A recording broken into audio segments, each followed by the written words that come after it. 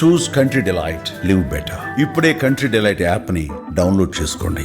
సహస్రాని వాళ్ళ parents Kukatpally police station దగ్గర road మీద ధర్నాకు దిగారు. ఎలా అయితే తమ బిడ్డని వాడు చంపాడో అదే రకంగా వాడిని కూడా చంపాలి, అప్పుడే మాకు న్యాయం జరుగుతుంది, పోలీసులు మాకు న్యాయం చేయట్లేదు అంటూ వాళ్ళు ధర్నాకు దిగినటువంటి పరిస్థితి. మొత్తం అందరూ రోడ్డు మీద కూర్చున్నారు. ఒకసారి వాళ్ళతో మాట్లాడదాం. ఏంటి మీరు ఏం కోరుకుంటున్నారు? మేడం, నా పాపకి ఎలా అయితే జరిగిందో బాబు కూడా అలానే కోరుకోవాలని కోరుకుంటున్నాను మేడం. నాకు అదే న్యాయం కావాలి, ఇంకేం అవసరం లేదు. పోలీసుల తరఫున నాకు అదే కావాలి. ఇంతమంది ప్రజలు నమ్మాలి అంటే వాటినే కావాలి. మీరు మైనర్ అంటున్నారు కానీ అంత ప్రీ ప్లాన్ మటర్గా ఎలా రాస్తారు మేడం? ఒక లెటర్ రాశాడు అంటే ఎప్పటి నుంచి ప్లాన్ చేస్తున్నారు?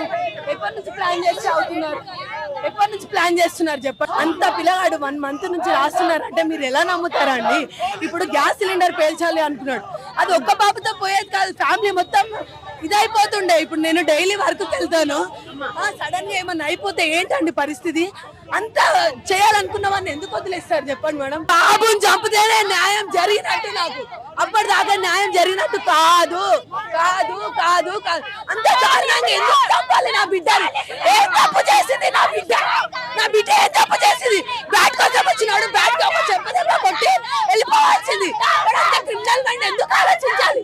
నా బాబాని అన్ని పోలీసులు మేము న్యాయం చేశాము, అరెస్ట్ చేశాము, న్యాయం చేశాము, మిగతాది 2 రోజులు అవుతుంది మేడం, 2 రోజులు అవుతుంది, ఇంకేం న్యాయం చేస్తారు మేడం?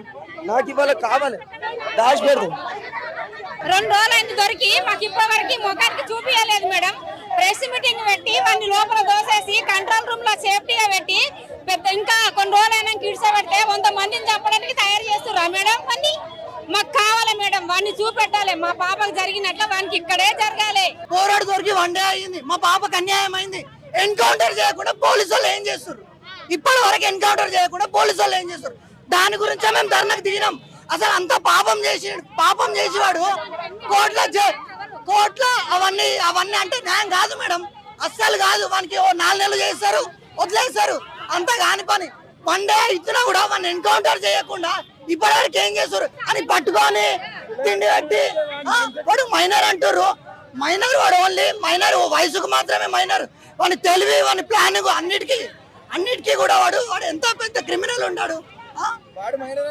వాడు మైనరే కాదు మేడం, వాడు మైనరే కాదు.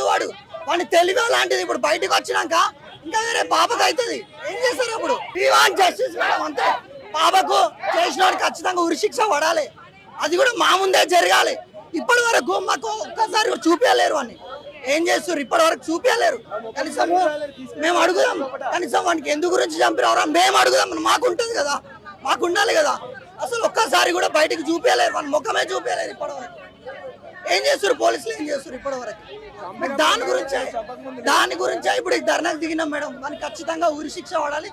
మా ముందే మా సమక్షంలోనే వానికి ఖచ్చితంగా ఏదో ఒకటి చేసేంత వరకు మేమైతే అసలు కదలేదు.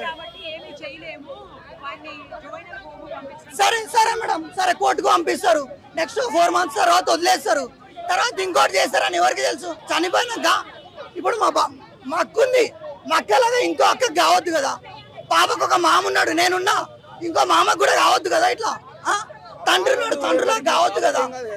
బాధపడద్దు, ఎవరికి బాధపడద్దు అంటే ఎగ్జాంపుల్ కావాలి. ఇప్పుడు ఎగ్జాంపుల్ ఒక మన దేశానికి మొత్తం వీడు ఒకటే కావాలి. అరే ఒక పాపని ఇట్లా హత్య చేసినందుకు వీనికి ఇట్లా ఒకటి అయిందిరా అని నా కొడుకు మర్డర్ చేయాలనుకున్నా, నా కొడుకు ఒక్కోడు ఉచ్చా వస్తుంది మేడం.